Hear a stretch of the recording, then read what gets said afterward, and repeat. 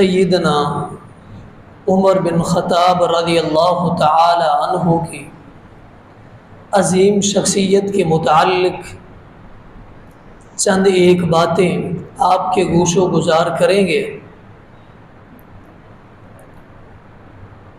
سیدنا عمر بن خطاب رضی اللہ تعالی عنہ کی شان، آپ کا مقام، آپ کی فضیلت، آپ کی منقبت، آپ کے کمالات، آپ کی فتوحات بہت عظیم اور طویل ہے۔ چند ایک منٹوں میں ان ساری چیزوں کو ہم سمو نہیں سکیں گے، لیکن ہم کوشش کریں گے کہ آج کے خطبے میں وقت ضائع کیے بغیر سیدنا عمر بن خطاب رضی اللہ تعالی عنہ کی وہ منفرد شان، وہ منفرد شخصیت اور وہ منفرد اعمال اور وہ منفرد کام جو سیدنا عمر بن خطاب رضی اللہ تعالی عنہ کی شخصیت کے اندر موجود تھے، اور انہی کی شخصیت میں، ان کاموں میں کوئی اور شریک نہیں تھا۔ آپ کی شان اور فضیلت اس انداز میں بیان کریں گے جیسا کہ صحابہ کرام تمام کے تمام سارے کے سارے گلدستہ ہیں، پھول ہیں، ہر ایک صحابی کی ہر ایک پھول کی الگ الگ خوشبو ہے، تو ایک صحابی دوسری کی شخصیت میں، ان کے اعمال میں شریک نہیں ہے، تو سیدنا عمر بن خطاب رضی اللہ تعالی عنہ کے ان چیزوں کا ذکر کریں گے، ان کی شخصیت میں کوئی دوسرا صحابی شریک نہیں ہے۔ باتیں بڑی اہم ہیں اور قابل غور بھی ہیں۔ پہلی بات اور پہلا نقطہ جو آپ اپنی شخصیت میں، اعمال میں منفرد ہیں، ان کی شخصیت میں اور اس عمل میں دوسرا کوئی صحابی شریک نہیں ہے۔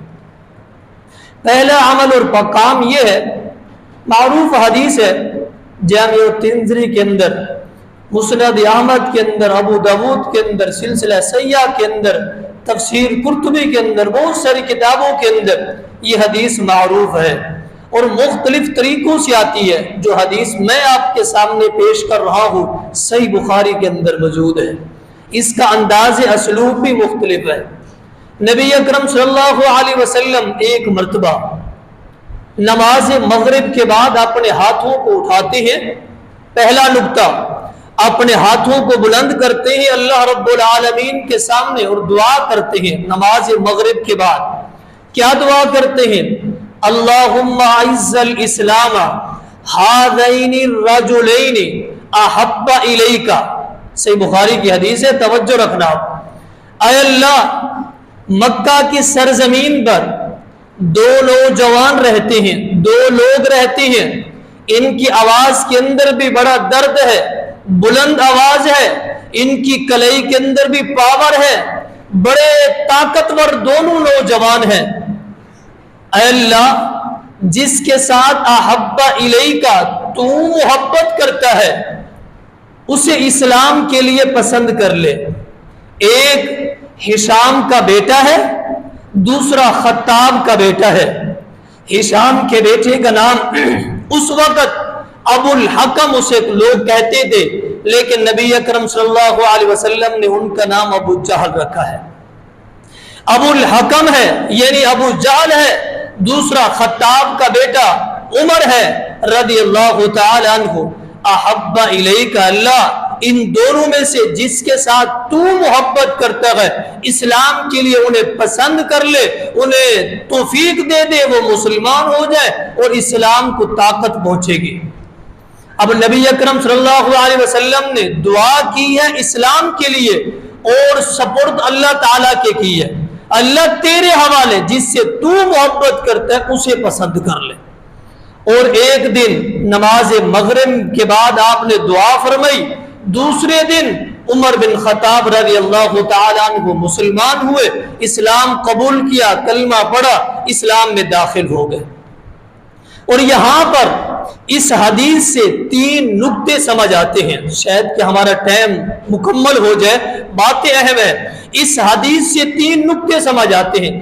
پہلا نقطہ ہمیں جو سمجھ آ رہا ہے وہ یہ ہے کہ سیدنا عمر بن خطاب رضی اللہ تعالی عنہ یہ وہ منفرد شخصیت ہے، پہلا نقطہ جس کو نبی اکرم صلی اللہ علیہ وسلم نے اپنی دعاؤں میں مانگا ہے۔ ان کی اس شخصیت کے اندر، اس عمل کے اندر دوسرا صحابی شریک نہیں ہے، یہ منفرد ہے اس عمل کے اندر۔ ایک نقطہ یہ، دوسرا نقطہ یہ ہے، پتہ چلتا ہے کہ عمر بن خطاب رضی اللہ تعالی عنہ یہ وہ عظیم شخصیت ہے جس سے اللہ بھی محبت کرتا ہے، جس کے ساتھ اللہ تعالیٰ بھی محبت کرتے ہیں، تبھی تو اسلام کے لیے چنا گئے۔ 2 نقطے۔ تیسرا اور آخری نقطہ یہ ہے کہ عمر بن خطاب رضی اللہ تعالی عنہ کے ساتھ اللہ تعالیٰ محبت کرتے ہیں۔ آپ اندازہ لگائیں، دنیا کے اندر جتنے بھی لوگ ہیں، مسلم ہے غیر مسلم ہے، امیر ہے غریب ہے، چھوٹا ہے ان پڑھ ہے بڑا ہے، جو بھی ہے، کسی انسان سے پوچھ لے، اللہ تعالیٰ سے محبت کا وہ دعویٰ رکھتا ہے۔ وہ کہتے ہیں اللہ تعالیٰ سے ہم محبت کرتے ہیں، یقیناً وہ الفاظ کہتے ہیں اور دعوے کے ساتھ کہتے ہیں اللہ تعالیٰ سے ہم محبت کرتے ہیں، لیکن انسان یہ دعوے سے یہ نہیں کہہ سکتا اللہ تعالیٰ ہم سے بھی محبت کرتا ہے، یہ انسان دعوے سے نہیں کہہ سکتا۔ یہاں عمر بن خطاب رضی اللہ تعالیٰ کو دعویٰ دیا گیا اور یہ ثبوت اور دلیل دی گئی اللہ تعالیٰ بھی آپ سے محبت کرتے ہیں۔ عمر بن خطاب رضی اللہ تعالیٰ جب اسلام قبول کرتے ہیں، آپ کی عمر تقریباً 27 برس کے یہ نوجوان ہے، اسلام قبول کر رہے ہیں۔ جیسے اسلام قبول کرتے ہیں، اسلام قبول کرنے پر آپ سے پہلے مرد اور عورتوں میں، بچوں میں 39 یعنی ایک کم 40 لوگ مسلمان ہو چکے تھے۔ 40واں جو مسلمان ہونے والا ہے وہ عمر بن خطاب ہے رضی اللہ تعالی۔ جیسے مسلمان ہوئے اور آپ کے اسلام قبول کرنے سے پہلے تقریباً تاریخ میں آتا ہے 2 دن پہلے امیر حمزہ رضی اللہ تعالی عنہ بھی مسلمان ہو چکے تھے۔ اور صحابہ کرام یہ 39 کے قریب یہ صحابہ کرام دار ارقم میں چھپ کے یہ عبادت کیا کرتے تھے اور ایک چھوٹی سی جگہ پہ عبادت کر رہے ہیں۔ عمر بن خطاب رضی اللہ تعالی عنہ نبی اکرم صلی اللہ علیہ وسلم سے اسلام قبول کرنے کے بعد جو سب سے پہلا سوال کیا ہے وہ یہ تھا، کیا پوچھتے ہیں کہ اللہ کے رسول صلی اللہ علیہ وسلم مجھے ایک بات کا، ایک سوال کا جواب دے، میرا ایک سوال ہے۔ سوال کیا ہے؟ السنا علی الحق، اللہ کے رسول صلی اللہ علیہ وسلم کیا ہم حق پر نہیں ہیں؟ کیا ہم حق پر نہیں ہیں؟ آپ نے جواب دیا، اے عمر رضی اللہ تعالی عنہ، جب تک آپ زندہ رہیں گے آپ حق پر ہیں، آپ حق پر ہیں اور حق پر ہی آپ فوت ہوں گے۔ اور سیدنا عمر بن خطاب رضی اللہ تعالی پھر کیا کہتے ہیں؟ آپ کے اسلام قبول کرنے سے پہلے یہاں پہ ایک اور نقطہ بھی سامنے آ جاتا ہے۔ پورے عرب کے اندر، پورے مکہ کے اندر یہ اعلان تھا کہ مسلم ہے، غیر مسلم، عیسائی ہے، یہودی ہے، منافق ہے، جو بھی ہے، مرد ہے، عورت ہے، وہ بیت اللہ میں داخل ہو سکتے ہیں، آ کے وہ طواف بھی کر سکتے ہیں، عبادت بھی کر سکتے ہیں۔ اگر کوئی مسلمان داخل ہونا چاہے گا انہیں اجازت نہیں ہے، اجازت نہیں ہے۔ غیر مسلم آئے بیت اللہ میں داخل ہو سکتے ہیں، مسلمان داخل نہیں ہو سکتے۔ جیسے عمر بن خطاب رضی اللہ تعالیٰ نے یہ سوال کیا کیا ہم حق پر نہیں ہیں، آپ نے جواب دیا جب تک آپ زندہ رہیں گے آپ حق پر ہیں۔ پھر عمر بن خطاب رضی اللہ تعالیٰ کیا کہتے ہیں؟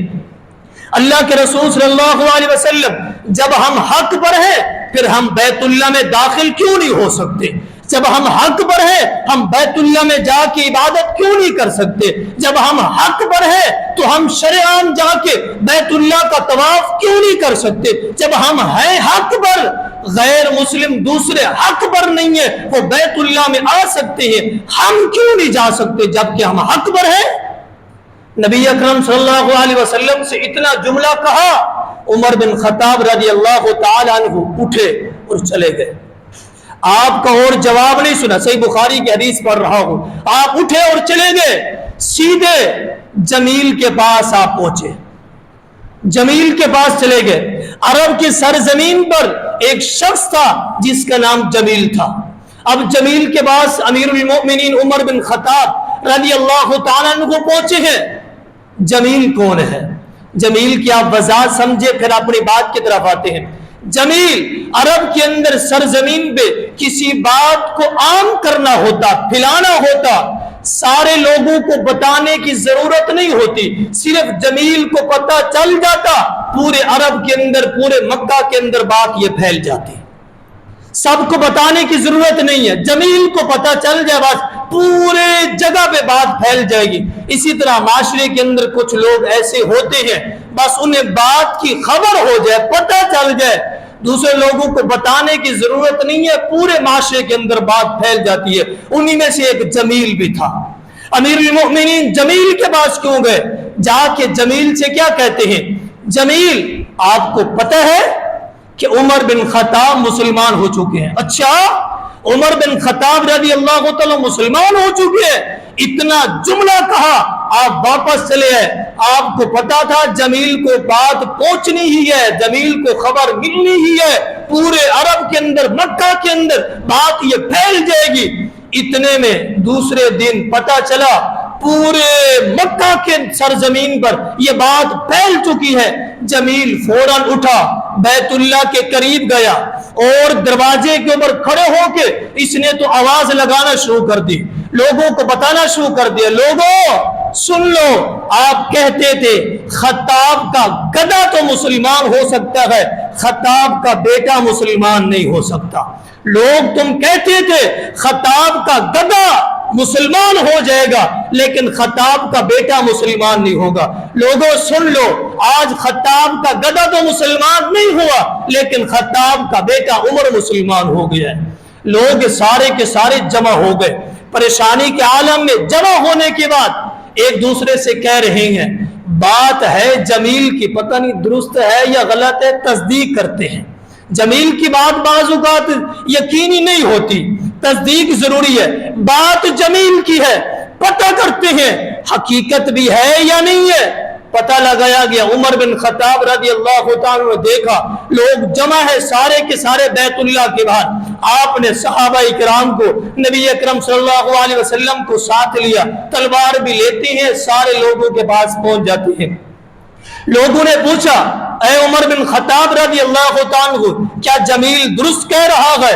کہا جمیل درست کہہ رہا ہے، صحیح کہہ رہا ہے، اس کی ایک بات درست ہے، دوسری بات اس کی غلط ہے۔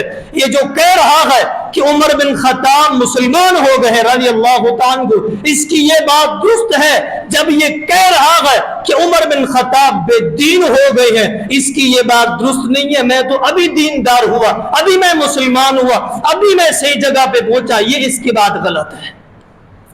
امیر المؤمنین عمر بن خطاب رضی اللہ تعالیٰ تلوار لیے سارے لوگ جمع تھے جمیل کی بات سننے کے بعد۔ پھر کیا کہتے ہیں لوگوں سن لو، محمد الرسول اللہ صلی اللہ علیہ وسلم بھی موجود ہیں، صحابہ کرام بھی موجود ہیں، بیت اللہ کا طواف کرنے جا رہے ہیں، عبادت کرنے جا رہے ہیں، اگر ہے کسی میں جرت، ہے کسی میں طاقت، ہے کسی کی کلائی کے اندر اتنا پاور، اے عمر بن خطاب سے یہ مقابلہ کرے، ہم عبادت کرنے جا رہے ہیں۔ سارے کے سارے لوگ آپس میں باتیں تو کرتے رہے، عمر بن خطاب کے قریب کوئی بھی نہیں گیا رضی اللہ تعالیٰ عنہ۔ یہ ہے عمر بن خطاب رضی اللہ تعالیٰ عنہ۔ ایسی صحیح بخاری کے اندر حدیث موجود ہے، جیسے ہی سیدنا عمر بن خطاب رضی اللہ تعالیٰ عنہ مسلمان ہوئے، صحابہ کرام اپنی زبان سے یہ کہتے تھے کانا کانا کانا اسلام عمر فتحن۔ جب سے امیر المؤمنین عمر بن خطاب رضی اللہ تعالیٰ مسلمان ہوئے، گویا کہ اسلام کو فتح ہی مل گئی ہے، اسلام کو فتح ہی مل گئی ہے۔ اکیلے عمر بن خطاب ہے رضی اللہ تعالیٰ جو صحابہ کرام کو لے گئے اور بیت اللہ کا طواف بھی کروایا اور عبادت بھی کرے۔ بات یہ ساری کی ساری سنانے کا مطلب اور مقصد ایک ہی تھا کہ امیر المؤمنین عمر بن خطاب رضی اللہ تعالیٰ اب آپ کی شان، اس شان کے اندر، اس عمل کے اندر دوسرا صحابی شریک نہیں ہے جو آپ کو دعاؤں میں مانگا گیا ہے، کسی اور صحابی کو دعاؤں میں نہیں مانگا گیا۔ اب اپنی شان میں منفرد ہے، اپنی شان میں آپ اکیلے ہیں، ایک بات۔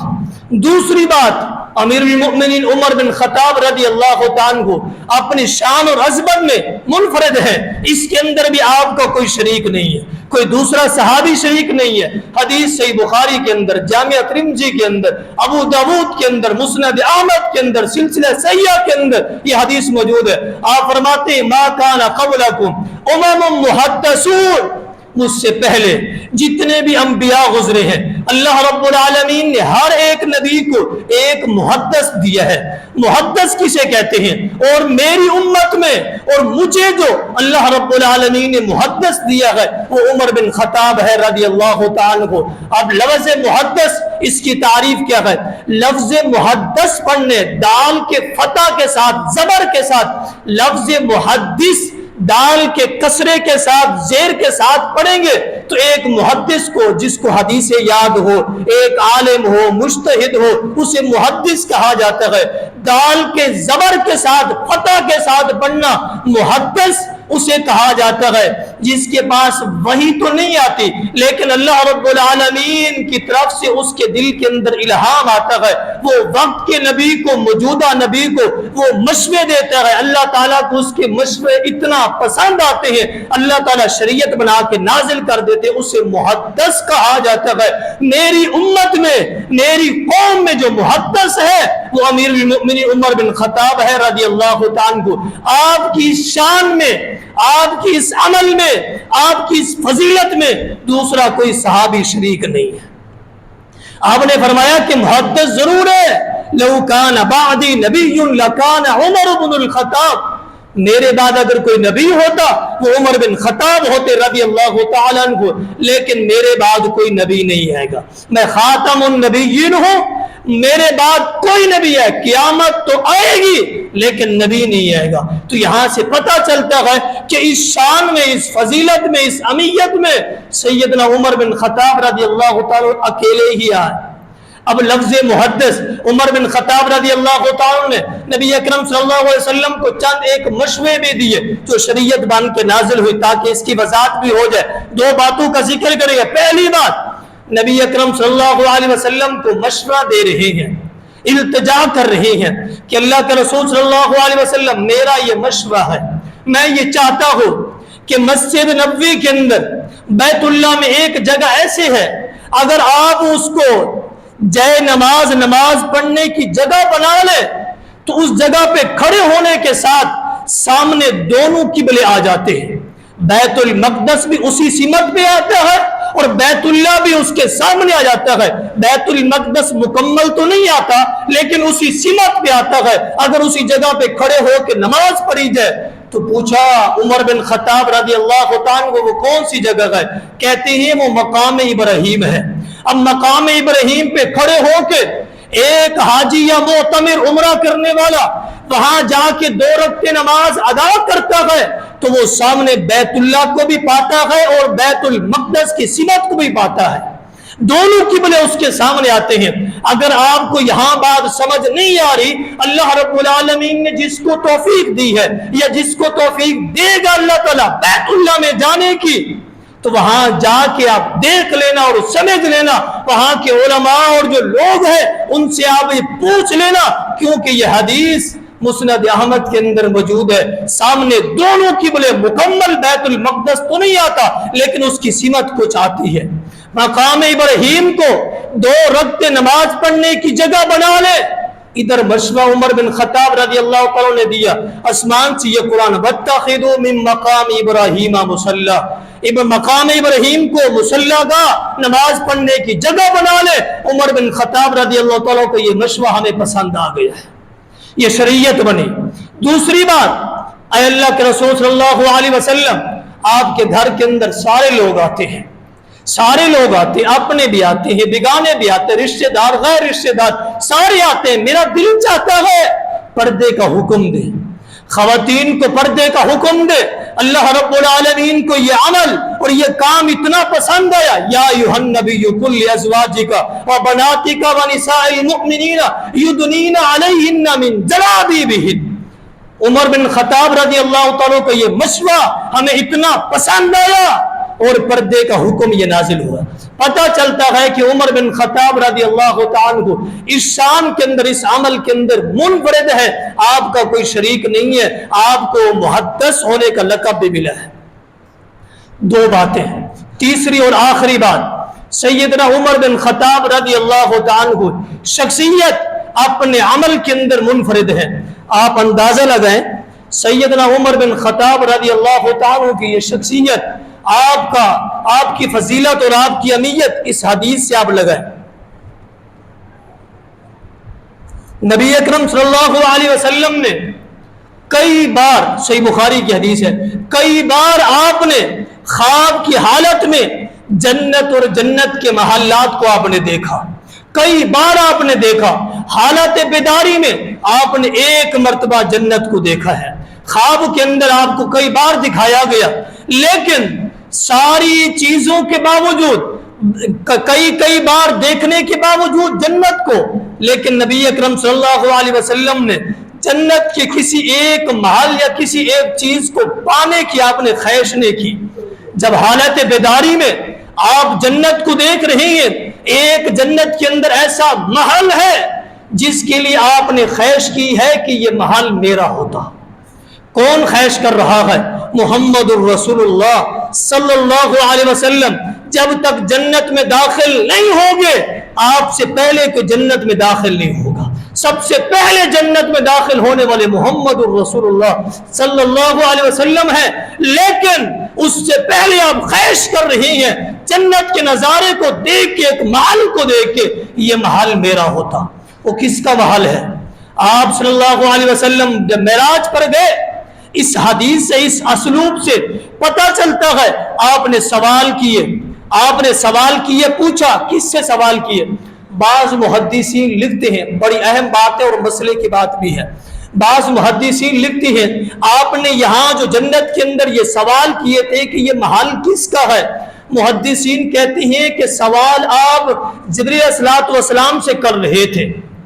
بعض محدثین کہتے ہیں کہ آپ سوال سامنے گھر کے اندر، محل کے اندر بیٹھنے والی خاتون عورت سے کر رہے تھے، لیکن پتہ چلتا ہے اس حدیث کے اسلوب سے، اس کے الفاظوں سے پتہ چلتا ہے کہ جبریل علیہ السلام سے آپ سوال نہیں کر رہے تھے، آپ اس خاتون، اس عورت سے سوال کر رہے تھے جو کہ جنت کے اس محل کے اندر بیٹھی تھی۔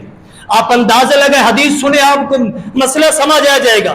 آپ نے پوچھا اس عورت کو اور اس محل کو دیکھ کے آپ نے پوچھا لمن ھذا القصر، یہ محل کس کا ہے؟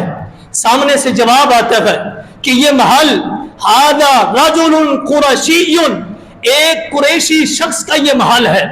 آپ نے کیا جواب دیا؟ آپ اندازہ لگا، حدیث کے اسلوب سے سمجھا، آپ نے فرمایا کہ انا قرشی، میں قریشی ہوں، ھذا القصر، یہ محل کس کا ہے؟ پھر آپ نے سوال کیا، سامنے سے یہ جواب آتا ہے لرجل امت محمد صلی اللہ علیہ وسلم، اے امت محمدیہ صلی اللہ علیہ وسلم کی ایک شخص ہے، یہ اس کا محل ہے۔ آپ نے کیا فرمایا کہ انا محمد صلی اللہ علیہ وسلم، میں محمد ہوں۔ یہاں سے پتہ چلتا ہے جبریل علیہ السلام سے پوچھتے تو آپ کو تو پتہ تھا کہ آپ محمد ہیں، آپ تو نبی ہیں، آپ کو تو پتا تھا، آپ آگے سے یہ جواب نہ دیتے کہ امت محمدیہ کا ایک فرد ہے اور یہ اس کا محل ہے۔ جبریل علیہ السلام کو پتا تھا، لیکن اسلوب سے پتا چلتا ہے سامنے جو بیٹھنے والی عورت تھی، یہ اس سے سوال کا، حدیث بخاری کی ہے، اس سے سوال کر رہے تھے، اس سے پوچھ رہے تھے۔ اس نے کیا جواب دیا کہ امت محمدیہ کا ایک فرد ہے، یہ اس کا محل ہے۔ تو آپ نے جواب دیا انا محمد صلی اللہ علیہ وسلم، میں محمد ہوں، لمن ھذا القصر، یہ جنت کے اندر خوبصورت محل کس کا ہے؟ تو آگے سے جواب آتا ہے لرجل عمر بن الخطاب رضی اللہ تعالیٰ عنہ، یہ عمر بن خطاب رضی اللہ تعالیٰ کا یہ محل ہے۔ تو نبی اکرم صلی اللہ علیہ وسلم واپس ہے، حدیث بڑی طویل ہے، اختصار کے ساتھ اب واپس ہے زمین کے اوپر. آپ نے آ کے دوسرے دن بتایا کیا ہے عمر بن خطاب رضی اللہ عنہ کو، رات میں نے آپ کا محل دیکھا ہے جنت کے اندر، لیکن میرا دل چاہتا تھا، میری خواہش تھی کہ اس محل کے اندر میں داخل ہو جاؤں، لیکن ما ذکر عمر بن الخطاب، اے عمر رضی اللہ عنہ کو آپ کی غیرت مجھے یاد آ گئی، میں اس محل کے اندر داخل نہیں ہوا. آخری باتیں اور بڑی اہم باتیں ہیں. آپ کی غیرت مجھے یاد آ گئی اور اس محل میں داخل نہیں ہوا. سیدنا عمر بن خطاب رضی اللہ تعالیٰ کیا کہتے ہیں، اللہ کے رسول صلی اللہ علیہ وسلم آپ سے میں کیا غیرت کھاتا، آپ سے میں کیا غیرت کرتا، آپ محل کے اندر داخل ہو جاتے. اے اللہ کے رسول صلی اللہ علیہ وسلم آپ کی وجہ سے یہ محل ملا ہے، آپ کی اتباع اور سنت کی وجہ سے، آپ کی پیروی کی وجہ سے ہمیں یہ محل ملا ہے. ہم تو بکریوں کے چرواہا تھے، حدیث صحیح بخاری، ہم تو بکریوں کے چرواہا تھے، ہم تو اونٹوں کے چرواہا تھے، اپنے بابا کی اونٹ چرایا کرتے تھے، اپنی خالہ کی بکریاں چرایا کرتے تھے اور اجرت پہ ہم کام کرتے تھے، ہم ان پڑھ تھے. اے اللہ کے رسول میں آپ سے کیا غیرت کھاتا، آپ کی وجہ سے یہ مال ملا ہے، یہ مقام ملا ہے، آپ کی وجہ سے یہ رتبہ ملا ہے، میں آپ سے کیا غیرت کھاتا. پتہ چلتا ہے جنت کے اندر عمر بن خطاب رضی اللہ تعالیٰ کو یہ مقام اور مال ملا ہے، وہ نبی اکرم صلی اللہ علیہ وسلم کی اتباع اور سنت کی وجہ سے ملا ہے. اگر بات سمجھ نہیں آئی تو یہاں آپ دوسرے انداز سے دیکھیں، دوسرے اینگل سے دیکھیں. آپ نبی اکرم صلی اللہ علیہ وسلم نے، اگر ہم چاہتے ہیں، میری ماں اور بہنیں بھی سن رہی ہیں، اگر ہم چاہتے ہیں، دل تھام کے سنیں، اگر ہم چاہتے ہیں دل کی تختی پہ لکھیں، اگر ہم چاہتے ہیں ہم بھی جنت میں داخل ہوں، ہمارے بچے بھی جنت میں داخل ہوں، اتباع نبوی کرنا بہت ضروری ہے. اس کے علاوہ جنت میں بندہ جا ہی نہیں سکتا. آگے حدیث آپ سنیں گے آپ کو بات سمجھ آ جائے گی. جب تک نبی اکرم صلی اللہ علیہ وسلم کی اتباع نہیں ہے تو بندہ جنت میں داخل ہی نہیں ہو سکتا. آپ نے دو ٹوک الفاظوں کے اندر سمجھا دیے، دو الفاظوں کے اندر سمجھا دیا. فرمایا کہ من اطاعنی، صحیح بخاری کی حدیث ہے، من اطاعنی داخل الجنہ ومن عصانی فقد ابا. جس بندے نے میری اتباع کی، میری اطاعت کی، میری فرما برداری کی، میرے حکم پہ وہ چلا، داخل الجنہ ومن عصانی فقد ابا. جس نے میری نافرمانی کی ہے، میرا کہنا نہیں مانا، میری بات کو پس پش ڈالا ہے، میری بات کو اہمیت نہیں دی، نافرمانی کی، ومن عصا فقد ابا، اس نے جنت میں جانے سے انکار کر دیا ہے. دو ٹوک الفاظ ہیں، واضح ہے، اس کے اندر کوئی کمپرومائز نہیں ہے، کوئی لیٹ ہے نہیں ہے، کوئی لچک نہیں ہے، کچھ بھی نہیں ہے. دو ٹوک الفاظ ہیں، واضح ہی ہے. اتباع کریں گے جنت ملے گی، اتباع نہیں ہے جنت نہیں ملے گی. اگر بات سمجھ نہیں ہے تو دوسری حدیث دیکھیں، وقت مکمل ہونے کو ہے. دوسری حدیث بڑی اہم حدیث ہے، خطبے کا خلاصہ بھی ہے. سیدنا عمر بن خطاب رضی اللہ تعالیٰ نے بڑی اہم بات سمجھا دی ہے. کیا کہتے ہیں اللہ کے رسول صلی اللہ علیہ وسلم، آپ کی اتباع کی وجہ سے یہ جنت اور جنت میں محل ملے ہیں، ورنہ ہم تو بکریوں کو چرواہے ہی تھے. سمجھے بات کو. مسند احمد ایک بہت بڑی کتاب ہے، تقریباً 17 جلدوں پہ مشتمل ہے. اس کے اندر اتنا زیادہ حدیثیں ہیں. سیاستہ کی 6 کتابیں ہیں، بخاری، مسلم، ترمذی، ابو داود، نسائی، ابن ماجہ، 6 کتابیں ہیں. ان 6 کتابوں کی حدیثوں کو جمع کر لے، مسند احمد کی پوری کتاب تیار ہوتی ہے. اتنا زیادہ حدیث ہے. سیاستہ کی 6 کتابوں میں حدیثیں، وہ اکیلی مسند احمد کے اندر حدیث موجود ہے. میں آپ کو یہ حدیث کا حوالہ اس لیے سمجھا رہا ہوں کیونکہ اس کے اندر بہت بڑی بات سمجھائی گئی ہے، بہت بڑی بات سمجھائی گئی ہے. اتنا زیادہ حدیثیں ہیں. اب یہ ساری کی ساری حدیثیں امام احمد بن حنبل رحمہ اللہ تعالی نے املا کروائی ہے، بذات خود نہیں لکھی. آپ اپنی زبان سے یہ بتاتے تھے، اپنے بیٹے محمد سے اور اپنے شاگردوں سے املا کروائی ہے. آپ نے پوری 17 جلدوں پہ کتاب ہے، آپ نے لکھا نہیں ہے سوائے ایک حدیث کے. 17 جلدوں پہ مشتمل کتاب ہے، آپ نے ساری کتاب املا کروائی، لکھی نہیں اپنے ہاتھ سے. صرف ایک حدیث کی جب باری آئی اپنے ہاتھوں سے اس حدیث کو لکھتے ہیں، اپنے شاگرد اور بیٹے کو ہٹا دیا کہ اس حدیث کو میں بذات خود لکھوں گا۔ خود لکھنے والی حدیث اتنا بڑی حدیث تھی، اتنا اہمیت رکھتی تھی حدیث، اتنا ساری حدیثیں لکھوا دی، ایک حدیث لکھوا دیتے، اس کے اندر کوئی حرج تھا نہیں۔ اپنے ہاتھوں سے اس حدیث کو کیوں لکھ رہے ہیں؟ اس حدیث کا جو خلاصہ ہے وہ دل کی تختی کے اوپر اگر 100 بار بھی لکھے پھر بھی کم ہے۔ اتباع سنت سمجھائی جا رہی ہے کہ آپ کی اتباع نہیں ہے، جنت نہیں ہے۔ اس کا خلاصہ کیا ہے؟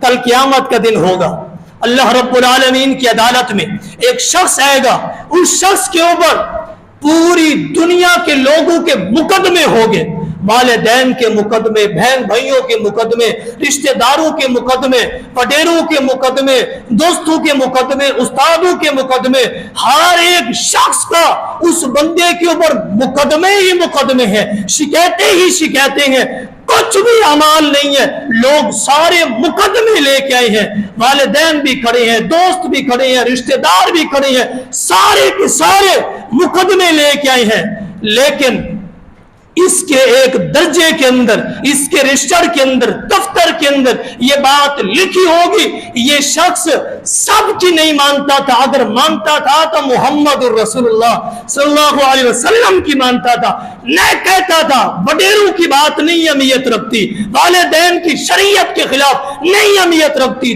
دوستوں کی بات شریعت کے خلاف نہیں اہمیت رکھتی، استاد ہے، پیر ہے، فقیر ہے، نہیں اہمیت رکھتی، میں تمہارے برعکس چلوں گا، اگر بات مانوں گا تو محمد الرسول صلی اللہ علیہ وسلم کی مانوں گا۔ سارے لوگ مقدمے لے کے آئے ہیں، لیکن محمد الرسول اللہ صلی اللہ علیہ وسلم اس شخص کے متعلق سفارش لے کے آئے ہیں۔ اللہ رب العالمین ان سارے لوگوں کی پرواہ کیے بغیر اس بندے کو جنت کے اندر داخل کر دیں گے۔ صرف ایک ہستی سفارش کر رہی ہے، وہ ہے محمد الرسول اللہ صلی اللہ علیہ وسلم۔ میری بات آپ کو، جتنی بھی رسم و رواج ہے، یہ بابا ہے، دادا ہے، نانا ہے، رشتہ دار ہے، یہ ہے، فلاں ہے، کیا کرے؟ سارے لوگ مقدمہ لے کے آئیں گے، لیکن ان کے برعکس محمد الرسول اللہ صلی اللہ علیہ وسلم ہے۔ اس کے برعکس دوسرا شخص آئے گا جس کے لیے پوری دنیا کے لوگ سفارشی ہوں گے، راضی ہوں گے، پیر بھی راضی، فقیر بھی راضی، والدین بھی راضی، سارے کے سارے راضی ہوں گے، اللہ اسے جنت میں داخل کر دے، یہ ہمارا فرما بردار تھا، ہماری بات مانتا تھا، جیسے ہم کہتے تھے ویسے کرتا تھا۔ اس انسان کی خواہش بھی کھڑی ہوگی، یہ اپنے پیٹ کے لیے چلا جاتا تھا، شریعت کو چھوڑ دیتا تھا، چند لقمے کے لیے چلا جاتا، شریعت کو پسے پش ڈال دیتا تھا، ساری چیزیں اس کی سفارش کے لیے کری ہے۔ محمد الرسول اللہ صلی اللہ علیہ وسلم اکیلے ہی اس کے برعکس کھڑے ہوئے گئے، کیا لکھا ہوا ہے؟ یہ سب کی مانتا تھا، نہیں مانتا تھا تو محمد الرسول صلی اللہ علیہ وسلم کی نہیں مانتا تھا۔ اللہ تعالیٰ ان لوگوں کی سب کی سفارش کو رد کر دیں گے، اس بندے کو اٹھا کے جہنم کا ایندھن بنا دیں گے۔ آپ کو بات سمجھ آ گئی ہوگی۔ انسان دنیا کے اندر سب کو راضی کر لے، اگر شریعت کے خلاف جاتا ہے، اللہ رب العالمین کی فرمان، محمد رسول اللہ کے فرمان کے خلاف جاتا ہے، جنت کیا، جنت کی خوشبو کے قریب ہی نہیں جائے گا۔ اس حدیث سے اندازہ ہو رہا ہے کہ انسان اپنی خواہشات، رشتہ داروں سب کو راضی کرتا رہے، اتباع نبوی نہیں ہے تو انسان کے لیے جنت اور کامیابی نہیں ہے۔ یہ مشکلیں اور پریشانیاں یہ ساری کی ساری اس وجہ سے ہے، ہمیں سمجھ نہیں آ رہی، ہم کہہ رہے ہیں یہ غلط ہے، فلاں غلط ہے، یہ ہے ہمارے مسئلے، سب مسائل کا حل یہی ہے۔ اب اتباع سنت پہ عمل کر کے دیکھیں دنیا کے اندر کیسے انسان کو عزت اور سکون ملتا ہے۔ بہت سارے ایسے لوگ ہیں، آپ جانتی ہیں، باہر جتنا مرضی سکون ڈھونڈے، ایک دن ایسا آتا ہے تھک جاتی ہیں، جب مسجد میں آتے ہیں یہاں تو سکون ہی الگ ہے، پتہ چلتا ہے اتباع سنت اور اعمال کے اندر سکون اور اہمیت ہے۔ دوسری بات، یہاں پر وقت مکمل ہو چکا ہے۔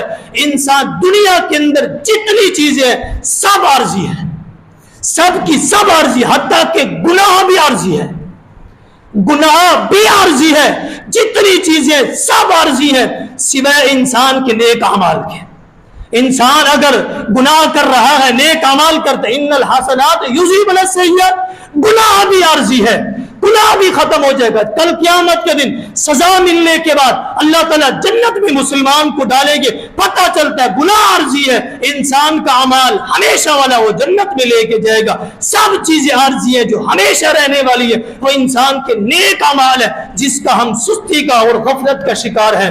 وما علینا الا البلاغ۔